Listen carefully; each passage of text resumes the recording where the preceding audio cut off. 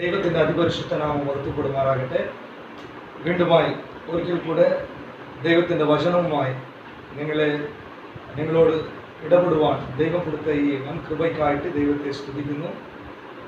ഈ നാളുകളിൽ ലോകം മുഴുവനും ഇരിക്കുന്ന പലതരപ്പെട്ട ജനങ്ങളുടെ അനുഭവങ്ങളിൽ ഏറ്റവും പ്രധാനപ്പെട്ട അനുഭവമാണ് ഈ ഏകാന്തത അനുഭവിക്കുന്നത്.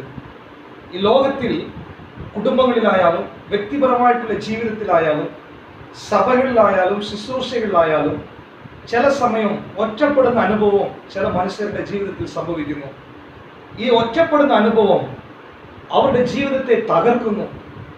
ഈ ഒറ്റപ്പെടുന്ന അനുഭവം അവരെ നിരാശയിലേക്ക്, അവരെ അസുഖങ്ങളിലേക്ക്, അവരെ ഒരിക്കലും എണിക്കാൻ പറ്റാത്ത പല രീതിയിൽ അവരുടെ ജീവിതത്തിൽ ആ ഒറ്റപ്പെടുത്തലിൻ്റെ അനുഭവം അവരെ കൊണ്ടുപോയി ആക്കുന്നു.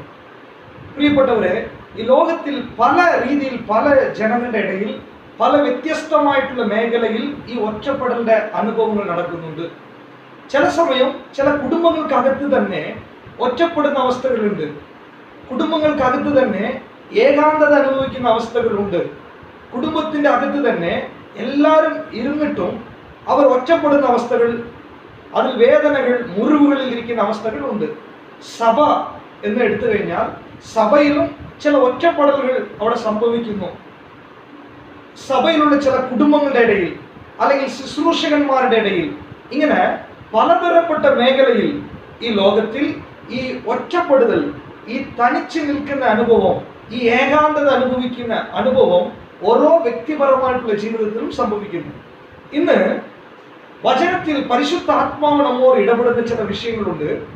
ഈ ഒറ്റപ്പെടുന്ന അനുഭവം ലോകപരമായിട്ടുള്ള കാര്യത്തിൽ ചിന്തിച്ചു കഴിഞ്ഞാൽ, നാം അവരോട് പോയി ചോദിച്ചു കഴിഞ്ഞാൽ അവരുടെ വാക്കുകളൊക്കെ നിരാശകളായിട്ടുള്ള ഒരു വാക്കുകളാണ്. അവരുടെ വാക്കുകൾ പരാജയത്തിന്റെ വാക്കുകളാണ്. ഒരു ഹോപ്പും ഇല്ലാതെ അവർ സംസാരിച്ചു കൊണ്ടിരിക്കും. അവരുടെ ജീവിതത്തിൽ അവർ എണിച്ചു വരാൻ പറ്റാത്ത അവസ്ഥയിൽ ജനങ്ങൾ ആ ഒറ്റപ്പെടലിന്റെ അനുഭവത്തിൽ, തനിച്ചു നിൽക്കുന്ന അനുഭവത്തിൽ, മറ്റുള്ളവരാൽ തനിച്ച് വിടപ്പെട്ട അനുഭവത്തിലിരിക്കുന്ന വ്യക്തികൾ അവരുടെ വാക്കുകൾ തന്നെ മറ്റുള്ളവരെ ആശ്വസിപ്പിക്കത്തില്ല. മറ്റുള്ളവരെ വേദനിപ്പിക്കുന്നത് പോലെ, ദുഃഖിപ്പിക്കുന്നത് പോലെ അവരുടെ ഉള്ളിൽ അത്രയും പ്രയാസങ്ങൾ ഉണ്ടാകും. പക്ഷെ വചനം ഒരു ക്രിസ്തീയ പൈതലിന്റെ ജീവിതത്തിൽ, ഒരു ക്രിസ്തീയ മനുഷ്യന്റെ ജീവിതത്തിൽ, അല്ലെങ്കിൽ ഒരു ക്രിസ്തീയ കുടുംബത്തിൽ, അല്ലെങ്കിൽ ദൈവത്തിന്റെ വിളിയുള്ള ഒരു വ്യക്തിയുടെ ജീവിതത്തിൽ ദൈവം സകലത്തിനെയും നന്മയ്ക്കായിട്ട് തന്നെ അനുവദിച്ചിരിക്കുമെന്ന് വചനം നമ്മളോട് പറയുക. റോമലേഖനം 8-ാം അധ്യായത്തില് വളരെ വ്യക്തമായിട്ട് അപ്പോസ്തലനായ പൗലോസ് പറയുക, നമ്മുടെ ജീവിതത്തിൽ സംഭവിക്കുന്നതൊക്കെ നമ്മുടെ ജീവിതത്തിന്റെ നന്മയ്ക്കായിട്ട് തന്നെ ദൈവം അനുവദിച്ചിരിക്കുക. അങ്ങനെ നോക്കിക്കഴിഞ്ഞാൽ ആ വചനത്തിന്റെ വെളിപ്പാട് വരാത്ത ചില വ്യക്തിപരമായിട്ടുള്ള ജീവിതത്തിൽ ചില വിശ്വാസികളുടെ ഇടയിൽ അവരുടെ ജീവിതം പരാജയത്തിലേക്ക് പോകുമെന്നുള്ള ഓർമ്മയിൽ അവർ പരാജയത്തിലേക്ക് അവർ പോയിക്കൊണ്ടിരിക്കും. പക്ഷേ വചനപ്രകാരം ദൈവം നമുക്ക് ഒരു വിഷയം അനുവദിച്ചിട്ടുണ്ടെങ്കിൽ അതിന്റെ പുറകിൽ ദൈവത്തിന്റെ ഒരു പദ്ധതി ഉണ്ടാകും, ദൈവത്തിന്റെ ഒരു അനുഗ്രഹം അതിൽ ഉണ്ടാകും, ദൈവത്തിന്റെ ഒരു വലിയ ഒരു പ്ലാൻ അതിലുണ്ടാകും. പ്രിയപ്പെട്ടവരെ, നിങ്ങളുടെ ജീവിതത്തിൽ നിങ്ങൾ ഒറ്റപ്പെട്ട് കിടക്കുകയാണോ? സമുദായത്താൽ ഒറ്റപ്പെട്ട് കിടക്കുകയാണോ? സഭ മുഖാന്തരം ഒറ്റപ്പെട്ടിരിക്കുകയാണോ? ശുശ്രൂഷയിൽ ഒറ്റപ്പെട്ടിരിക്കുകയാണോ? അല്ലെങ്കിൽ കുടുംബത്തിൽ, അല്ലെങ്കിൽ ജോലി സ്ഥലത്ത്, ഏത് മേഖലകളിലായാലും നിങ്ങളുടെ ജീവിതത്തിൽ ഇപ്പോഴുള്ള അവസ്ഥ എന്താണ്? പരിശുദ്ധാത്മാവ് ഇടപെടുക. നിങ്ങളുടെ അവസ്ഥയുടെ പുറകിൽ ദൈവത്തിന്റെ ഒരു പദ്ധതിയുണ്ട്. ഇനിയും ചില ആളുകൾ ബിസിനസ് തകർന്നിട്ട് ഒറ്റപ്പെട്ടിരിക്കും, പുറത്തു പോകാൻ പറ്റാതെ. ചിലർ കുടുംബജീവിതം തകർന്ന് പുറത്തു പോകാൻ പറ്റാതിരിക്കും. ചിലർ അസുഖങ്ങൾ കൊണ്ട് പുറത്തു പോകാൻ പറ്റാതിരിക്കും. ഇന്ന് നോക്കുക, ലോകം മുഴുവനും ഈ വൈറസ് കാരണം, കൊറോണ വൈറസിന്റെ കാരണം മറ്റുള്ള മക്കളെ നമ്മൾ പോയി കാണാൻ പറ്റത്തില്ല, മറ്റുള്ള സ്റ്റേറ്റിലേക്ക് പോകാൻ പറ്റത്തില്ല, മറ്റുള്ളവരുടെ വീട്ടിലേക്ക് പോകാൻ പറ്റത്തില്ല. എല്ലാവരെയും ഒറ്റപ്പെടുത്തിയിരിക്കുക. അപ്പോ ചില സാഹചര്യങ്ങളും ഇങ്ങനെ മനുഷ്യനെ ഒറ്റപ്പെടുത്തും. ചില സാഹചര്യങ്ങളും കുടുംബങ്ങളെ വ്യക്തിപരമായിട്ട് ഒറ്റപ്പെടുത്തും.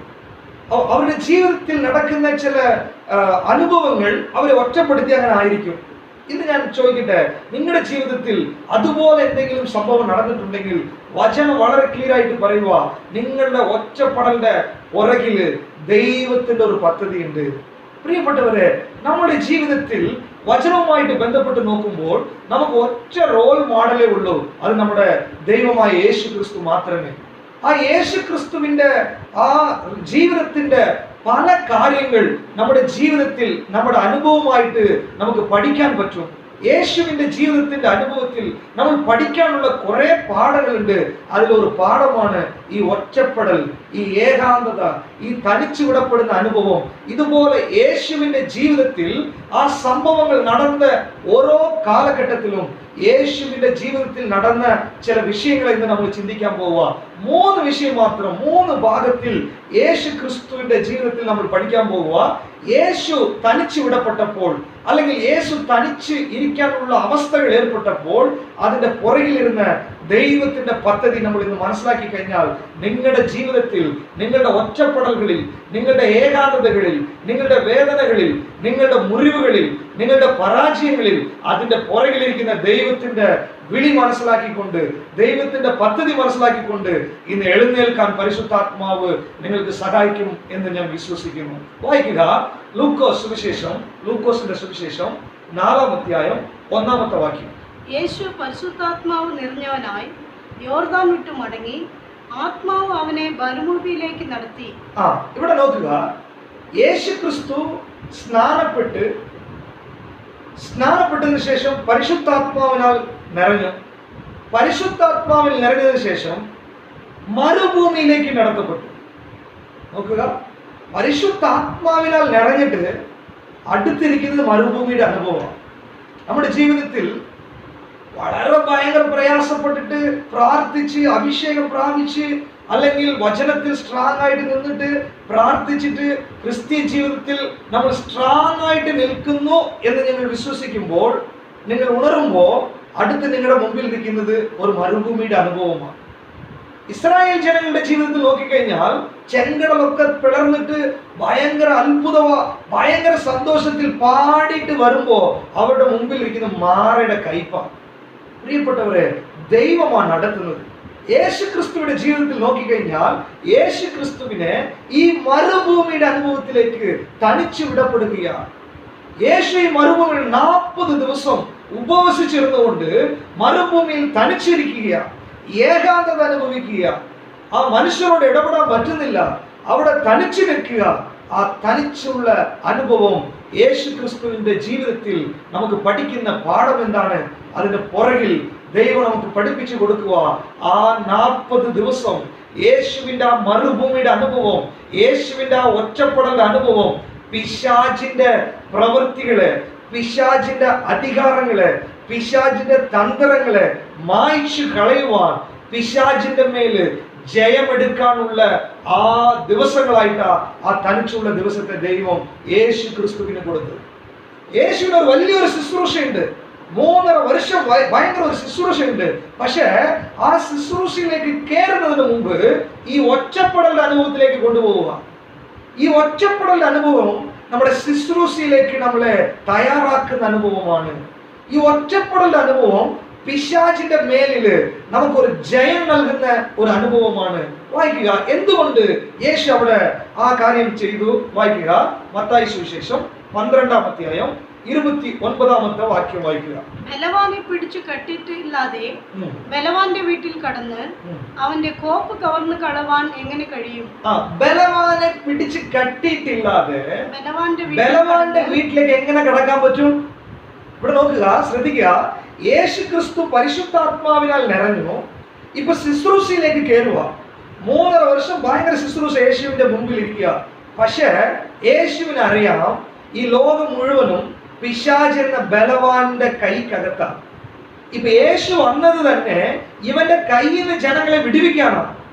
ആ പ്രോജക്റ്റുമായിട്ടാണ് യേശു അവിടെ നിന്നുകൊണ്ടിരിക്കുന്നത്. പക്ഷെ ആ പ്രോജക്റ്റിലേക്ക് കൈ വെക്കുന്നതിന് മുമ്പ് ഈ ബലവാനെ പിടിച്ച് കെട്ടുന്ന ഒരു ശുശ്രൂഷയാണ് യേശുവിന്റെ കയ്യിൽ കൊടുക്കപ്പെട്ടത്.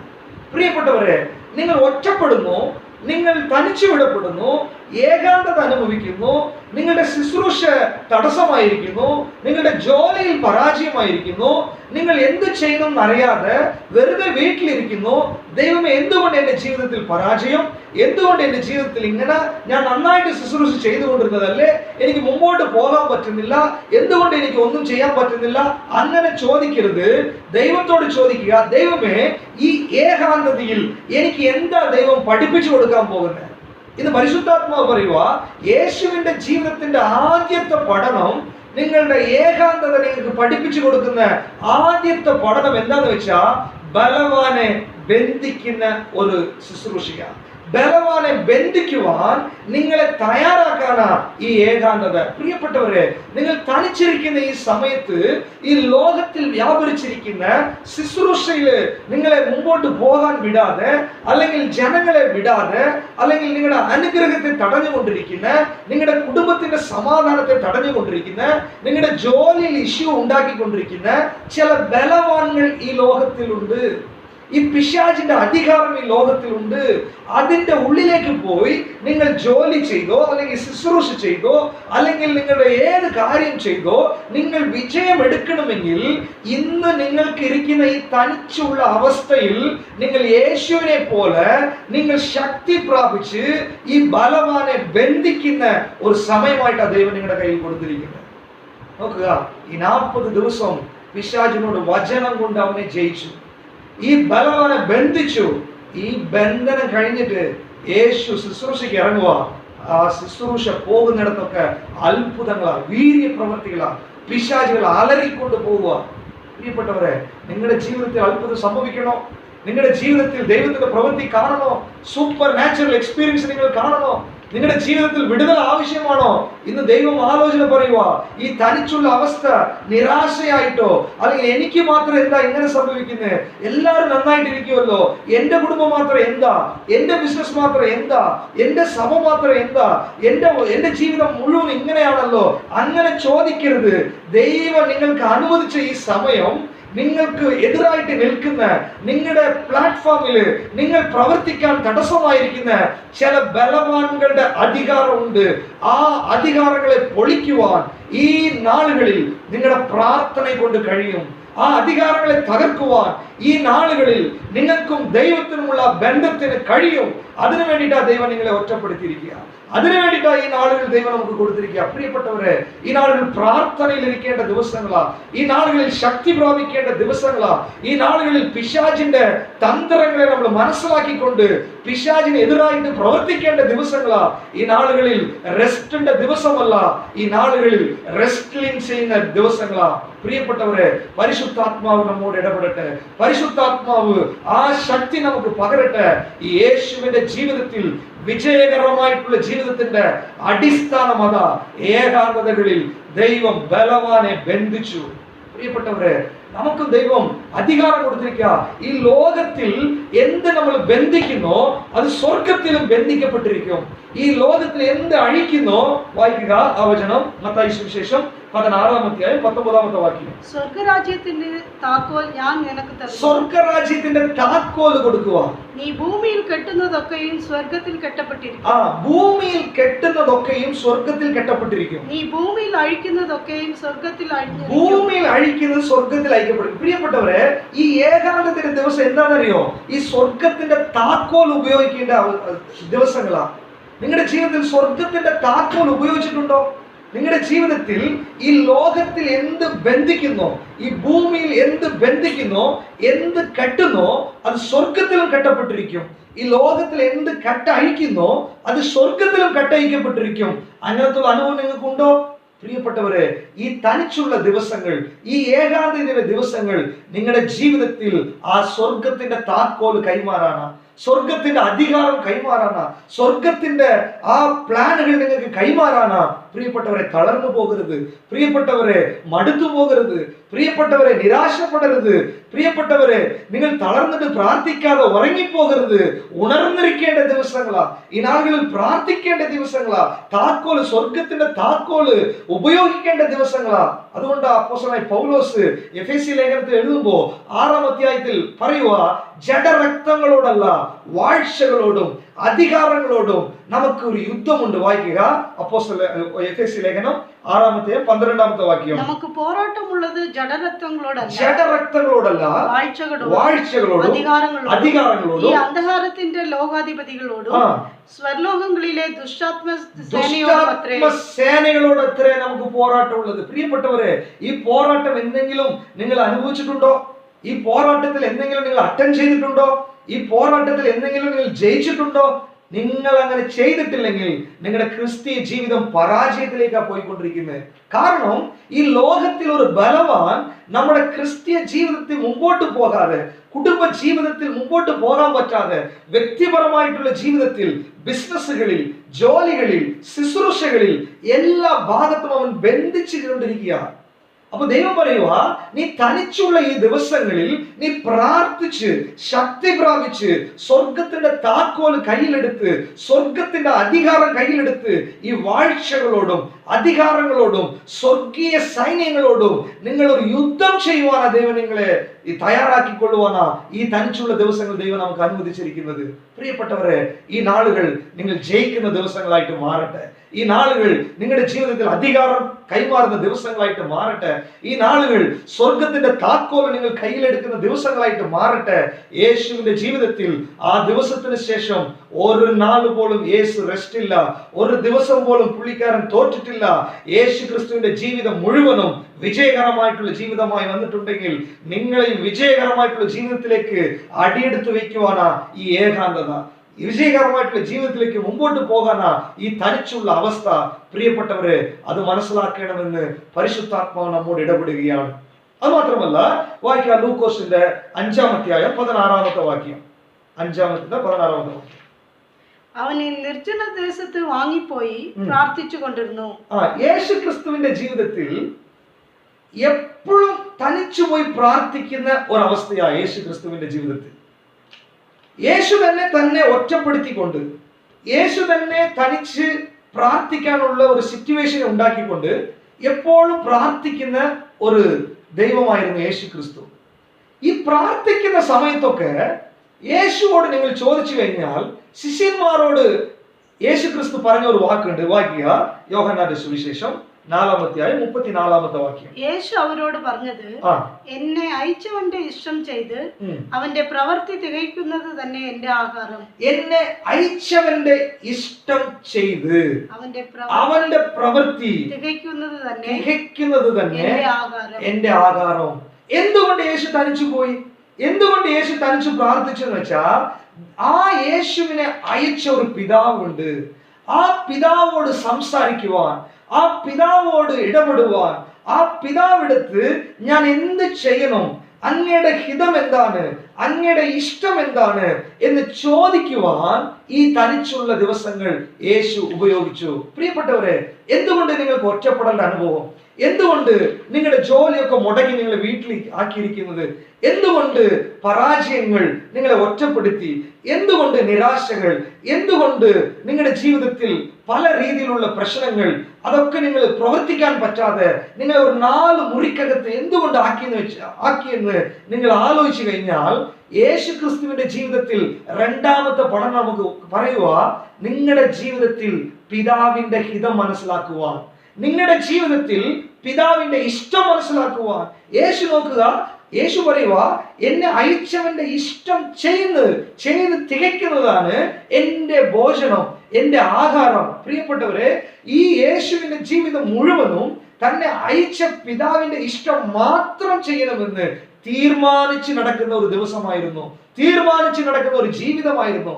നിങ്ങളുടെ ജീവിതത്തിൽ എന്തുകൊണ്ട് തനിച്ചാക്കുന്നറിയോ? എന്തുകൊണ്ട് നിങ്ങളെ ഒറ്റപ്പെടുത്തിയെന്നറിയോ? നിങ്ങളുടെ ജീവിതത്തിൽ ദൈവത്തിനൊരു പദ്ധതിയുണ്ട്. നിങ്ങളുടെ ജീവിതത്തിൽ ദൈവത്തിനൊരു പ്ലാൻ ഉണ്ട്. നിങ്ങളുടെ ജീവിതത്തിൽ ദൈവത്തിനൊരു ഉദ്ദേശമുണ്ട്. അത് നിങ്ങൾക്ക് മനസ്സിലാക്കിയിട്ടുണ്ടോ? അത് നിങ്ങൾക്ക് നിങ്ങളുടെ കണ്ണുകളിൽ കാഴ്ചപ്പാടായിട്ട് വന്നിട്ടുണ്ടോ? ചിലപ്പോ അത് വരാത്തത് കൊണ്ടാ ദൈവം പർപ്പസായിട്ട് നിങ്ങളെ ഒറ്റപ്പെടുത്തുന്നു. നിങ്ങളുടെ ജീവിതത്തിൽ ദൈവഹിതം മനസ്സിലാക്കിയിട്ടില്ലെങ്കിൽ നിങ്ങളുടെ ജീവിതം മുഴുവനും പരാജയമായിട്ട് മാറും. വായിക്കുക മത്തായി സുവിശേഷത്തില് 7-ാം അധ്യായം 21-ാമത്തെ വാക്യം വായിക്കുക.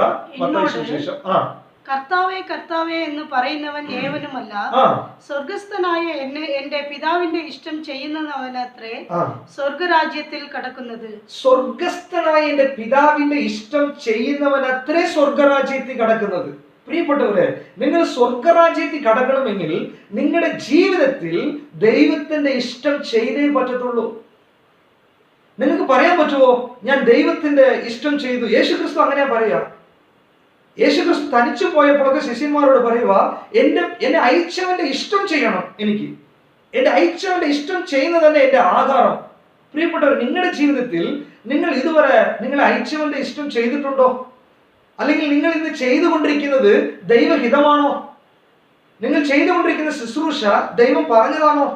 നിങ്ങൾ പോയിക്കൊണ്ടിരിക്കുന്ന കാര്യങ്ങൾ, നിങ്ങൾ ചെയ്തുകൊണ്ടിരിക്കുന്ന ജോലി, അല്ലെങ്കിൽ നിങ്ങൾ ഇടപെട്ടുകൊണ്ടിരിക്കുന്ന വിഷയങ്ങൾ, ഇതൊക്കെ ദൈവത്തിന്റെ ഇഷ്ടമാണോ? ദൈവത്തിന്റെ ഹിതമാണോ? പ്രിയപ്പെട്ടവരെ, വളരെ സൂക്ഷിക്കേണ്ട ദിവസമാ. എന്തുകൊണ്ട് ഒറ്റപ്പെടുത്തിയെന്നറിയോ? എന്തുകൊണ്ട് നിരാശപ്പെടുത്തിയെന്നറിയോ? എന്തുകൊണ്ട് നിങ്ങളെ ഏകാന്തത അനുഭവിക്കാൻ വയ്ക്കുന്നറിയോ? നിങ്ങളുടെ ജീവിതത്തിൽ ആ ദൈവത്തിന്റെ ഇഷ്ടം നിങ്ങൾ മനസ്സിലാക്കുവാൻ, നിങ്ങളുടെ ജീവിതത്തിൽ ആ ദൈവത്തിന്റെ ഹിതം മനസ്സിലാക്കുവാൻ, നിങ്ങളെ കൊണ്ട് ദൈവത്തിന്റെ ഹിതം ഈ ലോകത്തിൽ പൂർത്തീകരിക്കുവാനാ ദൈവം നിങ്ങളെ പിടിച്ചിരുത്തിയിരിക്കുന്നത്. പ്രിയപ്പെട്ടവരെ, നമ്മുടെ ജീവിതത്തിൽ നമ്മൾ എന്ത് വേണമെങ്കിലും ചെയ്യാം. പക്ഷേ ദൈവഹിതം അല്ലാതെ ചെയ്തു കഴിഞ്ഞാൽ അതിന്റെ പ്രതിഫലം നമുക്ക് ദൈവം കൊടുക്കത്തില്ല. അതുമാത്രമല്ല, സ്വർഗരാജ്യത്തിൽ എത്തുന്നത് തന്നെ ബുദ്ധിമുട്ടായിട്ടുള്ള ഒരു വിഷയമാണ്. അതുകൊണ്ട് ഇന്ന് ഈ തനിച്ചുള്ള ദിവസങ്ങൾ, ഈ തനിച്ചുള്ള നാളുകൾ ദൈവത്തിലേക്ക് സമർപ്പിക്കുക. ദൈവത്തിന്റെ ഹിതം മനസ്സിലാക്കുക. നിങ്ങളുടെ ജീവിതത്തിൽ ദൈവഹിതം മനസ്സിലാക്കി കൊടുക്കും. റോമലേഖനത്തിൽ അപ്പോസ്തലനായ പൗലോസ് 10-ാം അധ്യായം 3-ാമത്തെ വാക്യത്തിൽ ഒരു കാര്യം പറയുക, വായിക്കുക. അവർ ദൈവത്തിന്റെ നീതി അറിയാതെ സ്വന്തം നീതി സ്ഥാപിപ്പാൻ അന്വേഷിച്ചുകൊണ്ട് ദൈവത്തിന്റെ നീതിക്ക് കീഴ്പ്പെട്ടില്ല. നമ്മുടെ ക്രിസ്തീയ വിശ്വാസികളുടെ ജീവിതത്തിൽ പല കാര്യത്തിൽ ദൈവത്തിന്റെ നീതി അന്വേഷിക്കാതെ സ്വന്തം നീതി പ്രവർത്തിച്ചവർ പലരുടെ ജീവിതത്തിൽ. ഇവിടെ പറയുക, രണ്ട് നീതികളാ: ദൈവനീതി, സ്വയം നീതി, സ്വന്തം നീതി. പ്രിയപ്പെട്ടവരെ, നിങ്ങളുടെ ജീവിതത്തിൽ ഇന്ന് വരെ നിങ്ങൾ ചെയ്തത് ദൈവനീതിയാണോ? ദൈവം പറഞ്ഞതാണോ നിങ്ങൾ ചെയ്തത്? അല്ലെങ്കിൽ നിങ്ങളുടെ സ്വന്തം നീതിയാണോ? പ്രിയപ്പെട്ടവരെ, നിങ്ങളുടെ പരാജയത്തിന്റെ ആദ്യത്തെ സ്റ്റെപ്പ് അതാ. ദൈവനീതി മനസ്സിലാക്കാതെ, ദൈവഹിതം മനസ്സിലാക്കാതെ സ്വന്തം നീതി പ്രവർത്തിക്കുവാൻ, സ്വന്തം ഇഷ്ടം ചെയ്യുവാൻ, നമ്മുടെ ആഗ്രഹങ്ങളുടെ പടി പൂർത്തീകരിക്കുവാൻ, നമ്മൾ എങ്ങനെ വിചാരിക്കുന്നോ അതുപോലെ നടക്കുവാൻ നിങ്ങൾ തയ്യാറായി നടന്നതുകൊണ്ടാ ഇന്ന് നിങ്ങളെ പരാജയമാക്കി ഒറ്റപ്പെടുത്തിയിരിക്കുക ദൈവം. എന്തുകൊണ്ടെന്നറിയോ?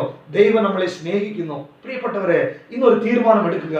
ദൈവമേ, ഈ ഒറ്റപ്പെടലുടെ അവസ്ഥയിൽ, ഈ വേദനകളുടെ അവസ്ഥയിൽ, ഈ ഏകാന്തതയുടെ അവസ്ഥയിൽ എൻ്റെ ജീവിതത്തിൽ അങ്ങയുടെ ഹിതം എന്താണ്? അങ്ങ് എന്ത് ചെയ്യണമെന്ന് ആഗ്രഹിക്കുന്നു? അങ്ങ് എവിടെ ഇരിക്കണമെന്ന് ആഗ്രഹിക്കുന്നു? അങ്ങ് ഏത് ശുശ്രൂഷ ചെയ്യണമെന്ന് ആഗ്രഹിക്കുന്നു? അങ്ങ് നടത്തുന്ന വഴിയിൽ ഞാൻ വരുവാൻ എന്നെ തന്നെ സമർപ്പിച്ചു കൊടുക്കുന്നു എന്ന് നിങ്ങൾ സമർപ്പിച്ചു കഴിഞ്ഞാൽ നിങ്ങളുടെ അവസ്ഥകളിലേക്ക് ഒരു മാറ്റം സംഭവിക്കും. നിങ്ങൾ സമർപ്പിച്ചു കഴിഞ്ഞാൽ നിങ്ങളുടെ ജീവിതത്തിലേക്ക് ഒരു മാറ്റം സംഭവിക്കും. യേശുവിന്റെ ജീവിതത്തിൽ, വിജയകരമായിട്ടുള്ള ജീവിതത്തിൽ ഈ സമർപ്പണമാ യേശുവിന്റെ ഒറ്റ ഫാർമുലാവായിരുന്നു. പ്രിയപ്പെട്ടവരെ, ഈ ഏകാന്തത, ഈ തനിച്ചുള്ള അവസ്ഥകൾ നമുക്ക് പഠിപ്പിച്ചു കൊടുക്കുന്ന പാഠങ്ങൾ ആത്മീകമായിട്ട് യേശു ക്രിസ്തുവിന്റെ ജീവിതത്തിൽ നമുക്ക് പഠിക്കാൻ പറ്റും. ഒന്നാമത്തത്, ആ പിശാചിനെ, ആ ബലവാനെ ബന്ധിക്കുവാൻ ദൈവം നമ്മളെ തയ്യാറാക്കുന്നു. രണ്ടാമത്തത്, ഈ ലോകത്തിൽ ദൈവഹിതം മനസ്സിലാക്കുവാൻ നമ്മൾ തനിച്ചിരിക്കേണ്ടത് ആവശ്യമാണ്. അതുപോലെ ഒറ്റപ്പെടേണ്ട അവസ്ഥകൾ ദൈവമായിട്ട് ഉണ്ടാക്കുകയാ. ആ നാളുകളിലൊക്കെ ദൈവത്തിന്റെ ആഗ്രഹം എന്താ? ഈ നാളുകളിലെങ്കിലും പ്രാർത്ഥനയിലും വചനത്തിലും ദൈവത്തോട് നമ്മൾ തനിച്ചിരുന്നുകൊണ്ട് ദൈവഹിതം മനസ്സിലാക്കാനാണ് ദൈവം കൊടുത്തിരിക്കുന്നത്. ഈ നാളുകളിൽ മൊബൈൽ കണ്ടുകൊണ്ടോ, TV കണ്ടുകൊണ്ടോ, സിനിമ കണ്ടുകൊണ്ടോ, നമ്മുടെ സ്വന്തം കാര്യങ്ങൾ സംസാരിച്ചുകൊണ്ടോ, ഭക്ഷിച്ചുകൊണ്ടോ റെസ്റ്റിലിരിക്കാനല്ല ഈ നാളുകളിൽ ഉണർന്ന് ഉപവസിച്ച് രാത്രിയാമങ്ങളിൽ പ്രാർത്ഥിച്ച് ദൈവത്തിന്റെ ഹിതം മനസ്സിലാക്കേണ്ട ദിവസങ്ങളാ. പ്രിയപ്പെട്ടവരെ, ആ ഹിതം മനസ്സിലാക്കി വിജയകരമായിട്ടുള്ള ജീവിതം നയിക്കുവാൻ ദൈവം നമുക്ക് സഹായിക്കട്ടെ. പരിശുദ്ധാത്മാവ് നമുക്ക് സഹായിക്കട്ടെ. മൂന്നാമത്തത്, യേശുവിന്റെ ജീവിതത്തിൽ ലൂക്കോസ് സുവിശേഷം 22-ാം അധ്യായം 41-44 വചനം വായിക്കുക. താൻ അവരെ വിട്ട് ഒരു കല്ലേറ് ദൂരത്തോളം വാങ്ങിപ്പോയി മുട്ടികുത്തി, പിതാവേ, നിനക്ക് മനസ്സുണ്ടെങ്കിൽ ഈ പാനപാത്രം എങ്കിൽ നിന്ന് നീക്കണമേ. മതി. യേശു ക്രിസ്തുവിന്റെ ജീവിതത്തിൽ അവസാനത്തിന്റെ ആ ഗെത്സമേനെ ആ തോട്ടത്ത് ആ പ്രാർത്ഥനയുടെ അവസ്ഥകളെ കുറിച്ചാണ് ഈ വചനം നമുക്ക് പറയുന്നത്. ശിഷ്യന്മാരെ പ്രാർത്ഥിക്കാൻ പറഞ്ഞിട്ട് ശിഷ്യന്മാരെ വെച്ച് ഒറ്റപ്പെട്ട യേശു ക്രിസ്തു പ്രാർത്ഥിക്കാൻ പോയത്. യേശു ക്രിസ്തു ആ തനിച്ചുള്ള പ്രാർത്ഥനയാണ് യേശുവിന്റെ ജീവിതത്തിൽ ഏറ്റവും യേശു ആഗ്രഹിച്ചത്. ഇപ്പോ ആ പ്രാർത്ഥന എങ്ങനെയായിരിക്കും വെച്ചാൽ, ആ ഒറ്റപ്പെടലിന്റെ അവസ്ഥയിൽ വചനം പറയുക, യേശു ക്രിസ്തു സർവ്വലോകത്തിന്റെ പാപവും സർവ്വലോകത്തിന്റെ ഭാരവും തന്റെ മേൽ ഏറ്റെടുത്തുകൊണ്ട് ആ ഭാരത്തോട് പിതാവിന്റെ സന്നിധാനത്തിൽ മധ്യസ്ഥം പ്രാപിച്ചുകൊണ്ട് യേശു അവിടെ പ്രാർത്ഥിച്ചു. ആ യേശുവിന്റെ പ്രാർത്ഥന, ആ പ്രാർത്ഥനാ സമയത്ത് ഈ ലോകത്തിന്റെ ഭാരങ്ങൾ യേശുവിന്റെ മേൽ വന്നപ്പോൾ യേശുവിന്റെ ആ വിയർവ ആ രക്തത്തിന്റെ ചോരകളായിട്ട് പുറത്തു വന്നു.